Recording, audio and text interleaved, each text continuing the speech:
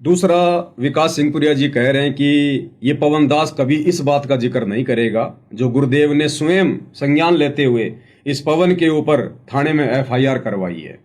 इस बात का पवन दास कभी जिक्र नहीं करेगा।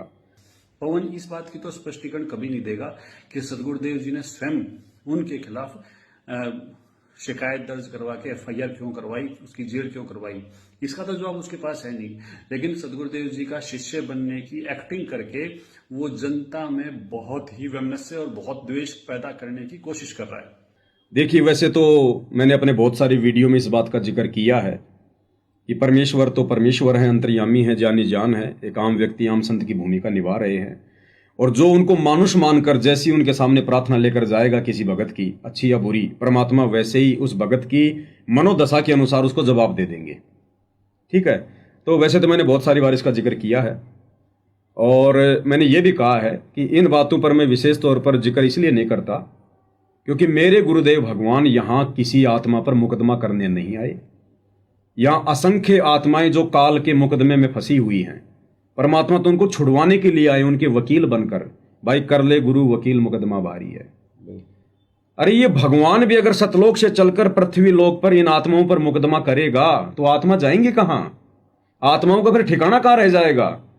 परमात्मा तो हमें काल जाल से निकालने आते हैं, उबारने के लिए आते हैं। ये मुकदमेबाजी जो दुनिया करती है, परमात्मा तो उसका निपटारा करवाने के लिए आते हैं। इस पृथ्वी पर शांति स्थापना करने आते हैं, प्यार प्रेम का माहौल पैदा करने आते हैं। ये परमात्मा किसी पर मुकदमा नहीं करता, लेकिन वर्तमान समय ये परीक्षा का चल रहा है। और इन सतलोक आश्रम वालों को अपने धार्मिक धंधे में जो बाधा लग रही है कि ये पवन दास बाधा है, तो इन्होंने अपने मत अनुसार अपनी तरफ से गुरु को मानुष मानकर उल्टी सीधी मेरी शिकायतें कर दी।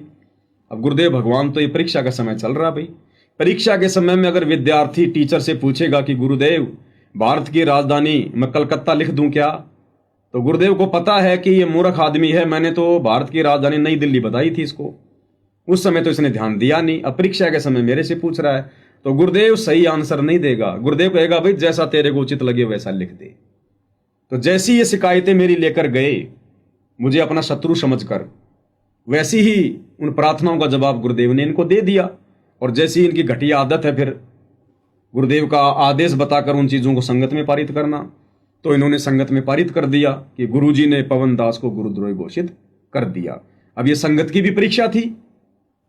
भाई पवन दास बाहर है, संगत बाहर है, पवन दास वीडियो बना रहा है, उसके विचार जानो। गुरुदेव ने यह थोड़ी कहा कि आप किसी की वीडियो मत देखो, आप किसी के विचार ना सुनो। गुरुदेव तो स्वयं अपनी अमृतवाणी में कहते हैं, कहे कबीर सोए जन मेरा, जो नीर खीर का करे निबेरा। परमात्मा ने हमें हंस की संज्ञा दी है।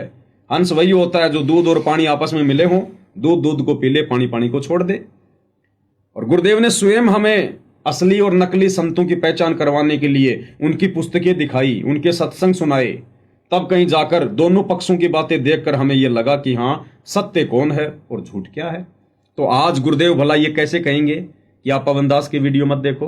गुरुदेव तो ये कहेंगे कि बच्चों मैंने ज्ञान देने में कौन सी काची छोड़ रखी है? मैंने तुम्हें तत्व ज्ञान रूपी टॉर्च दे रखी है, क्यों घबरा रहे हो, क्यों डर रहे हो? दोनों पक्षों की बातें सुनो। जज वही होता है जो दोनों तरफ की बातें सुन के फिर कोई फैसला ले। तो यहां तो संगत को डराया जा रहा है ताकि संगत साथ संगति की वीडियो ना देख ले, सत्य से परिचित ना हो जाए, हमारा धार्मिक धंधा बंद ना हो जाए, हमारा अज्ञान और पाखंड लोगों के बीच में ना आ जाए इन वीडियो के माध्यम से। और अब गुरुदेव के क्या विचार हैं इस विषय पर? भाई गुरुदेव किसी के ऊपर मुकदमा करते हैं या नहीं करते हैं, एफआईआर करते हैं या नहीं करते हैं? वैसे तो गुरुदेव ने अपने पूरे इस लीला में जीवन काल में कभी किसी के ऊपर कोई मुकदमा नहीं किया, क्योंकि जब परमेश्वर अपने भक्ति मार्ग को शुरू करते हैं उससे पहले भी वो एक सभ्य व्यक्ति की भूमिका निभाते हैं, और भक्ति मार्ग शुरू करने के बाद तो फिर वो एक संत की भूमिका में आ जाते हैं। फिर जैसा वो करेंगे वैसा ही उनके भगत करेंगे। तो उस समय तो गुरुदेव भगवान ऐसी हरकतें बिल्कुल भी नहीं कर सकते, सोपन में भी, क्योंकि आम समाज तो फिर उन्हीं को देख के चलेगा। तो गुरुदेव भगवान ने सन 1994 में से जब से अपने भक्ति मार्ग की शुरुआत की है, यथार्थ 13वें कबीर पंथ की, उन्होंने कभी किसी पे कोई मुकदमा नहीं किया। जबकि गुरुदेव के साथ में लोगों ने इतनी बदतमीजियां की। 2006 में करोथा कांड हो गया, किसी के ऊपर गुरुदेव ने कोई मुकदमा नहीं किया। 2014 में बरवाला कांड हो गया, पिछले 11 वर्षों से जेल में हैं। गुरुदेव ने किसी के ऊपर कोई मुकदमा नहीं किया। और मैं पवन दास, मैंने तो कुछ किया ही नहीं, फिर भला मेरे ऊपर गुरुदेव मुकदमा क्यों करेंगे? तो ये मुकदमा इन आश्रम वालों के द्वारा जबरदस्ती गुरु को मानुष मानकर मेरी झूठी शिकायतें करके उनसे जो है करवाया गया है। और ये परीक्षा का समय है, इसलिए गुरुदेव ने कर दिया, क्योंकि परीक्षा के समय में भगत ने अपने बुद्धि विवेक का इस्तेमाल करना होता है। संत कभी नहीं कहता कि मेरे सर में जूते मारो, लेकिन अपने भक्तों की परीक्षा लेने के लिए एक बार परमात्मा ने कह दिया संत रूप में कि भाई मेरा आदेश है, अपने पैर का जूता निकाल के मेरे सर में मारो। भक्तों ने नहीं मारे, चुपचाप बैठे रहे। एक भगत ने आया, उसने समझदारी दिखाई, अपने पैर का जूता निकाला, गुरु के चरणों में बैठकर अपने सिर में मारे। गुरु ने कहा भैया मेरा आदेश है, मेरे सिर में मार। तो शिष्य ने कहा कि गुरुदेव इस दास का शिष्य भी तो आपका ही है, मैंने अपने सिर पर मार लिया, समझो आपके सिर पर मार दी मैंने। गुरु बड़ा प्रसन्न हुआ और कहा कि इस प्रकार भक्ति मार्ग में गुरु के ज्ञान विरुद्ध आदेशों पर भी बुद्धि विवेक का इस्तेमाल करना चाहिए। तो ये संगत की भी परीक्षा थी, मुझ पवन दास की भी परीक्षा थी। मैं जेल भी गया कि भाई मेरे मन में गुरुदेव के प्रति क्या विचार आएंगे, मेरी भी ये परीक्षा थी। आश्रम वालों की भी ये परीक्षा थी, इनके मन में कितना राग द्वेष भरा, ये अपने गुरु को मानुष मानते हैं या फिर भगवान मानते हैं। अब गुरुदेव भगवान के विचार तो गुरुदेव के सत्संगों से ही निकलेंगे। बिल्कुल। इसलिए मैं ज्यादा स्पष्टीकरण नहीं देता कि गुरुदेव ने मेरे ऊपर मुकदमा क्यों किया, एफआईआर क्यों की, क्योंकि संत कभी किसी के ऊपर मुकदमा नहीं करता, एफआईआर नहीं करता। अब एक सत्संग में गुरुदेव ने हमें क्या बताया, एक पंडित जी की छोटी सी कथा बताई हमें गुरुदेव ने। एक बार एक पंडित और उसका एक साथी गांव का, दोनों जा रहे थे, ट्रेन से जा रहे थे। तो ट्रेन में भीड़ बहुत ज्यादा थी। पंडित जी ने कहा कि भाई मुझे थोड़ी सीट मिल जाएगी क्या? तो लोगों ने कहा कि पंडित जी दुनिया खड़ी है, तुम भी खड़े रहो, तुम्हें क्या दिक्कत है? उसने कहा जी आज मैं जल्दबाजी में आ गया, आज मुझे कोई अर्जेंट काम था। रोज मैं गीता जी का पाठ करता हूँ, रामायण का, और आज मैं पाठ नहीं कर पाया, मुझे पाठ करना है। तो धार्मिक लोग होते हैं, लोगों ने कहा जी लीजिए पंडित जी बैठिए, और भी आसपास की जगह खाली कर दी गई। पंडित जी बैठ गए।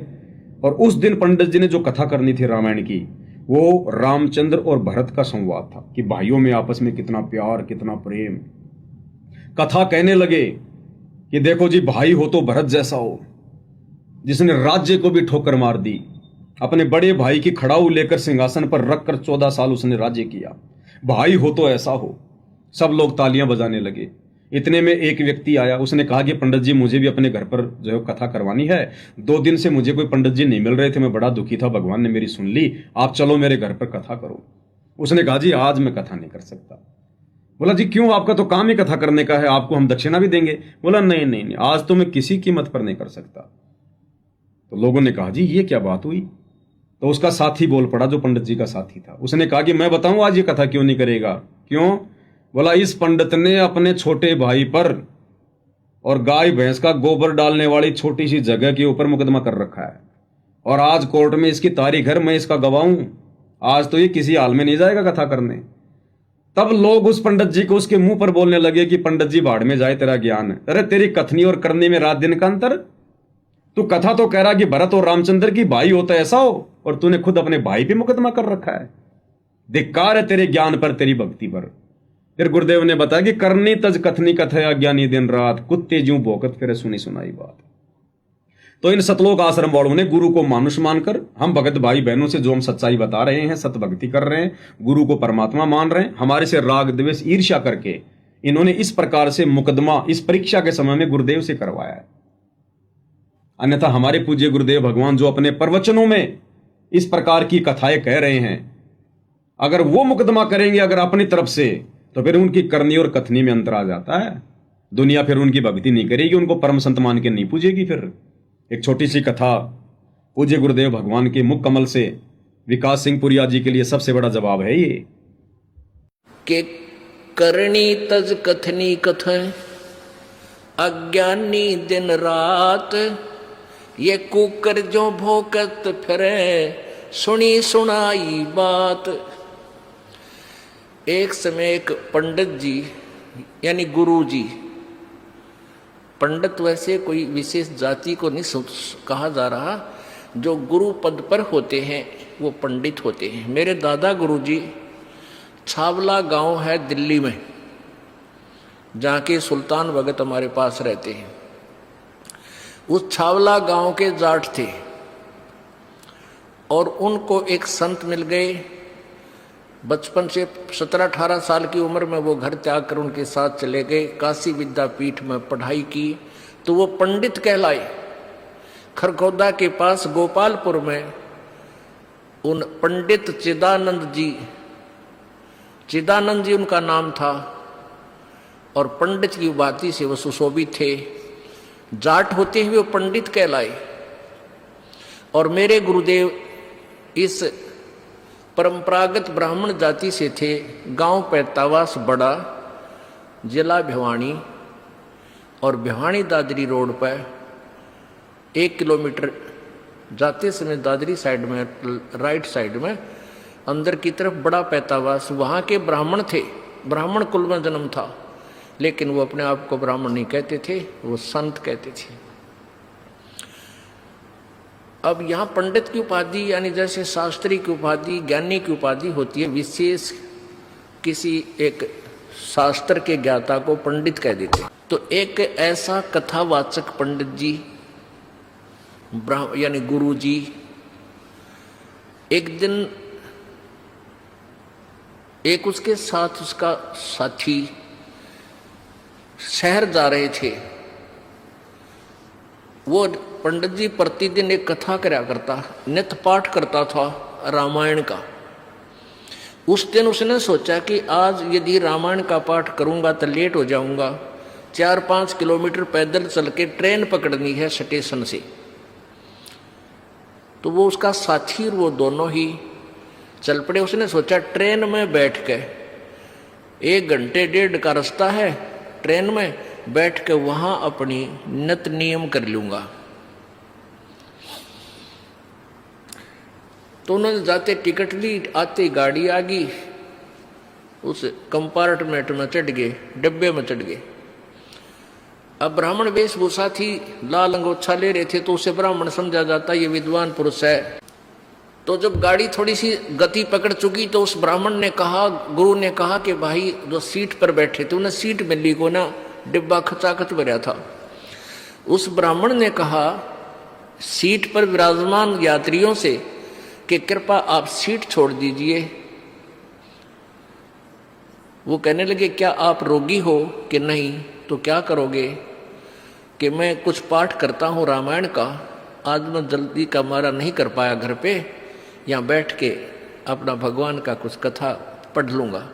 तो उन्होंने खाली कर दी एक पूरी सीट कि आप कथा कर, अपना नित्यनेम भी करो और हमें भी सुनाओ, कोई कथा हमें भी सुनाओ, हमारा भी टाइम पास हो जाएगा और भगवान की कथा सुन लेंगे। बड़ा सौभाग्य हुआ आप हमारे को कथावाचक मिल गए। अब पंडित जी ला गया सुनान। उस दिन क्या प्रकरण चल रहा था कि भाई हो तो ऐसा देखो, भरत ने अपने भाई की खड़ाओं को गद्दी पर रख दिया, रामचंद्र की खड़ाओं को, और राज्य नहीं किया। स्वयं जमीन को 6 इंच नीचे खोद कर वहां बिस्तर लगा लिया। और जब रामचंद्र जी वापस आए, उनका राज सहर्ष लौटा दिया। भाई हो तो ऐसा, भाई हो तो ऐसा। अब जो सुने थे कथा, उन्होंने ताड़ी पीटी कि वाह ब्राह्मण, वाह पंडित जी, तोड़ पाड़ दिया, वाह बड़ी बढ़िया कथा सुनाई। वहां एक व्यक्ति बैठा था, उसी ट्रेन में एक यात्री था, उसको खोज थी एक कथावाचक की। और अगले दिन ही उसने कथा निर्धारित का समय रखा हुआ था और आसपास सभी को आमंत्रित किया हुआ था। और जिससे उसने कथा करानी थी वो कितना दूर चला गया लालची। अब वो किसी और की तलाश में था। उस व्यक्ति ने उस ब्राह्मण से कहा कि पंडित जी आप हमारे गांव चलो, हमने ऐसे ऐसे एक पाठ का दिन निश्चित कर रखा है और आप हमारे यहाँ कथा कर दो, कल से शुरू करनी पड़ेगी। तो कहने लगा नहीं कल नहीं चल सकता, मैं कल नहीं चल सकता, मुझे समय नहीं। और भी कहने लगे यात्री के महाराज जी आपका तो रोज का काम यही है, इनका आंट लाग रही है और आप कर दो। सब कहने लगे नहीं मैं नहीं करूँ। तो वो कहने लगे जी सा कोई खास काम हो तो हम कर देंगे आपके काम को, आप इनके कथा कराओ, नहीं ये काम तुम्हारे से नहीं होगा, मेरे से होगा। अब उन यात्रियों ने काफी जब कहा, उसने तो ना बताई कि ये बीमारी है। उसका जो साथी था वो बोला, भाई मैं बताऊं, यो कल तय किसी कीमत पर नहीं कर सकता। क्यों नहीं कर सकता? कि इसने अपने छोटे भाई पर मुकदमा कर रखा है, एक कुर्डी के खड्डे के ऊपर इनका बंटवारे का रोला है, और मैं इसका गवाह हूं भाई। और कल कोर्ट में तारीख से अरे थारा नाश जाइयो। हाँ, वो कथा तो सुना रहा है, भाई हो तो ऐसा, राज भी त्याग दिया। और अब भाई ने एक आधा कुर्डी का खड़ा, एक रूढ़ी का खड़ा होता है मेरे ख्याल में 20 बाई 20 फुट का, और उस पर मुकदमा कर रहा, यो मेरा, उन्हों का मेरा है। और कथा सुनावे भरत और राम की। इसके लिए बताते हैं कबीर परमेश्वर जी कहते हैं, भाई करनी तज कथनी कथ, ये अज्ञानी दिन रात, और कुकर जो भौकत फिर ये सुनी सुनाई बात। कहते कुत्ते की तरह भौंकते फिर ये सुनी सुनाई कथाओं को, और करनी है नहीं, अनुसरण है नहीं, और कथते फिरते हैं, ज्ञान ज्ञान सुनावा दुनिया ने, आप असर को ना। कहते पंडित और मसालची दोनों सूझे ना, औरों को करे चांद ना रहे, आप अंधेरे में। बोलो सतगुरुदेव। तो ठीक इसी प्रकार कजोड़ जी, अगर इन सतलोक आश्रम वालों को, गुरुदेव के परिवार को, अगर ये तत्व ज्ञान समझ में आ गया होता, तत्व भेद की जानकारी होती, अगर ये गुरुदेव के सत्संग इन्होंने ध्यान से सुने होते। गुरुदेव ने सत्संग क्यों सुनाई? इसी बात के लिए कि कल को तुम आपस में लड़ाई झगड़े मत करना, मुकदमेबाजी मत करना, मेरे सत्संगों पे अमल करना, तब तुम यहां सफल हो पाओगे भक्ति मार्ग पर। तो गुरुदेव कहते हैं केवल इन्होंने उस पंडित की तरह कथाएं सुनी है, सत्संग सुने हैं, अमल बिल्कुल भी नहीं है, अपने जीवन में धारण बिल्कुल भी नहीं किया। इसलिए हमारे गुरुदेव भगवान के विचार तो ये हैं मुकदमेबाजी को लेकर। अब ऐसे विचार रखने वाला परम संत भला अपने शिष्य के ऊपर कैसे मुकदमा करेगा? शिष्य के ऊपर कैसे 420 की एफआईआर करेगा? तो इस परीक्षा के समय में ये एफआईआर उनको मानुष मानकर इन आश्रम वालों के द्वारा जो है वो करवाई गई है। इसलिए दास बार बार इस बात का जिक्र नहीं करता, क्योंकि इस सत्य ज्ञान से अपरिचित लोग जब ये बात सुनते हैं तो उनके मन में सतगुरु जी के प्रति दोष आ जाता है। इसलिए दास ज़्यादा इस बात का जिक्र नहीं करता। तो ये मेरी तरफ से जवाब था विकास सिंह पुरिया जी को।